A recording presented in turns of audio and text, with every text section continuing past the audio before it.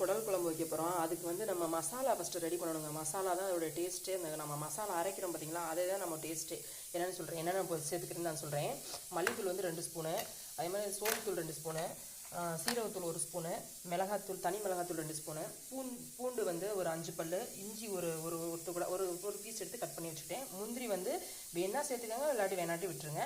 முந்திரி நான் சேர்ப்பேன், ஏன்னா அந்த வாடையெல்லாம் போயிடும். அப்புறம் கருவேப்பிலை ஒன்று, கருவேப்பிலைக்கு ஒரு 10 கருவேப்பிலை வச்சுக்கோங்களேன். தேங்காய் ஒரு அரை மூடி, சின்ன தேங்காவாக ஒரு அரை மூடி நான் கீறி வச்சுருக்கேன். இதெல்லாம் அதுக்கப்புறம் நம்ம வறுக்கிறதுக்கு என்னம்னா வதக்கிறதுக்கு பட்டை, கிராம்பு, ஏலக்காய், அன்னாச்சிப்பூ இதெல்லாம் நம்ம இது பண்ண போகிறோம். அப்புறம் சின்ன வெங்காயம் இதெல்லாம் இந்த ஐட்டம் பூரா போட்டு நம்ம ஃபஸ்ட்டு நம்ம அதில் மசாலா ரெடி பண்ணிவிட்டு பேஸ்ட் மாதிரி அரைச்சிட்டு அதுக்கப்புறம் தான் வந்து நம்ம குடல் குழம்பு வைக்க போகிறோம். இப்போ வந்து நான் இந்த பேஸ்ட் எப்படி வதக்கிறது அப்படின்ட்டு நான் சொல்கிறேன் பாருங்கள். சொல்ல மறந்துட்டேன் பாருங்கள். சீரகம், சோம்பு, மிளகு 3மே குட்டி ஸ்பூனில் சின்ன ஒரு ஸ்பூன் போட்டு வச்சுருக்கேன். ஏன்னா நம்ம என்ன தான் பொடி போட்டாலுமே அந்த மிளகு சீரகம் வந்து நம்ம முழுசாக போடுறது அது ஒரு டேஸ்ட்டு, அதனால் அதை கொஞ்சம் போட்டிருக்கேன். அதையும் போட்டு எப்படி வதக்கலான்னு நான் சொல்கிறேன். எண்ணெய் ஊற்றியாச்சு. சீரகம், மிளகு, சோம்பு 3ஐயும் போட்டு நம்ம வறுத்துக்கலாம். அதுக்கப்புறம் முந்திரி பருப்பு போட்டுக்கலாம்.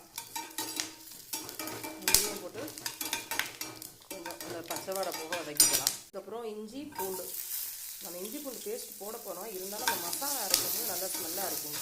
இப்போ வந்து நம்ம தாளிக்கிறதுக்கு வச்சுக்கலாம். 2 ஏலக்காய், 2 பட்டை, 2 சோம்பு அப்படியே மேலே தூவிக்கலாம். அதுக்கப்புறம் சின்ன வெங்காயம் போட்டு சேர்த்துக்கலாம்.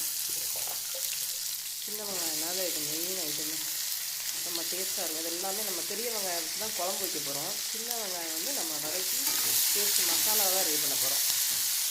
கொஞ்சம் கல்லுப்பும் போட்டுடலாம். கல்லுப்பு போட்டால் தான் சீக்கிரம் வேப்பிலை போட்டுக்கலாம். கருவேப்பிலை நல்லா வதக்கட்டும். தேங்காயும் நல்லா வதக்கிக்கலாம். தேங்காய் நல்லா பச்சை வடை போக வதக்கினா போதும்.